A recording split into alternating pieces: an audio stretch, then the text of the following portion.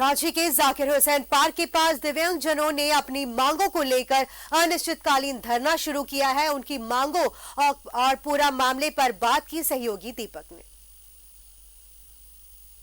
हैं जो शारीरिक और मानसिक रूप से कमजोर होते हैं, जन्म से पूर्व ही उनका शारीरिक विकास नहीं हो पाता है, वैसे लोगों के लिए संविधान में कई अधिकार प्राप्त है, लेकिन वो अधिकार नहीं मिल पाता है।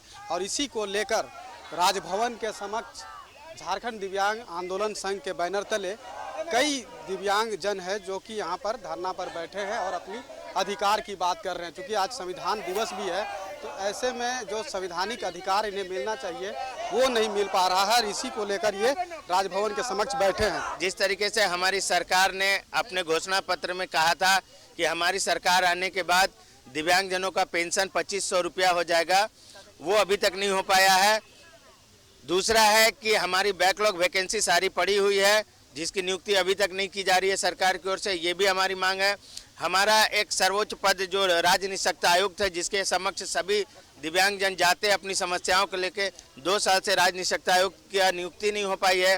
अंतर्राष्ट्रीय खिलाड़ियों को सीधी नियुक्ति प्रक्रिया से अभी तक बाहर रखा गया है, जबकि हेमंत सरकार और इससे पहले की पूर्व जो मुख्यमंत्री थे उन्होंने वादा किया था कि सामान्य खिलाड़ियों की तरह कैसे इन खिलाड़ियों को भी सीधी नियुक्ति दी जाएगी। खिलाड़ी जो है हमारे दिव्यांगजन में, उनको भी कोई बहाली का ये प्रावधान नहीं है। स्पेशल आरक्षण का भी तो आप लोगों का है कि हाँ, स्पेशल आरक्षण है जो सिर्फ रेलवे में मिलता है और कहीं पे नहीं मिलता है।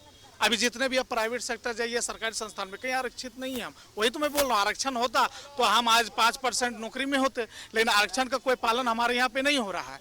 दूसरी बात यह है कि हमारे कहीं पे अगर कोई टीचर गया भी है तो उसे स्पेशल एजुकेटर हम लोग बोलते हैं उसको, उनको भी कोई तरह का ये मामला नहीं बन पा रहा है कि उन्हें कोई तरह की सीधी बहाली दी जाए या उनका कोई भत्ता दिया जाए। विभिन्न जिलों से हम लोग एकजुट होकर के बैठे हैं और ये सारी समस्याओं सरकार के समक्ष रखना, वो इसलिए रखना है कि जब तक हमें आप समझेंगे नहीं, हम यहाँ से उठेंगे नहीं, हमारी मांगों को पूरा नहीं करेंगे, हम यहाँ से हिलेंगे नहीं।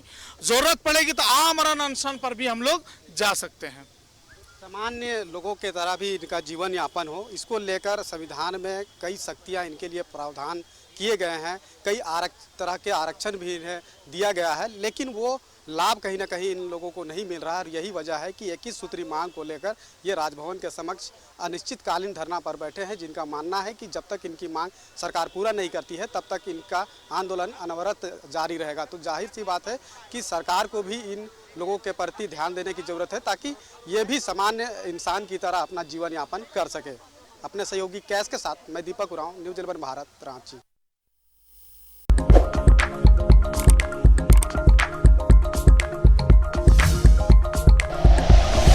Like and share videos, subscribe करें हमारा चैनल और प्रेस करें बेल आइकॉन। न्यूज़ 11 भारत, सच है तो दिखेगा।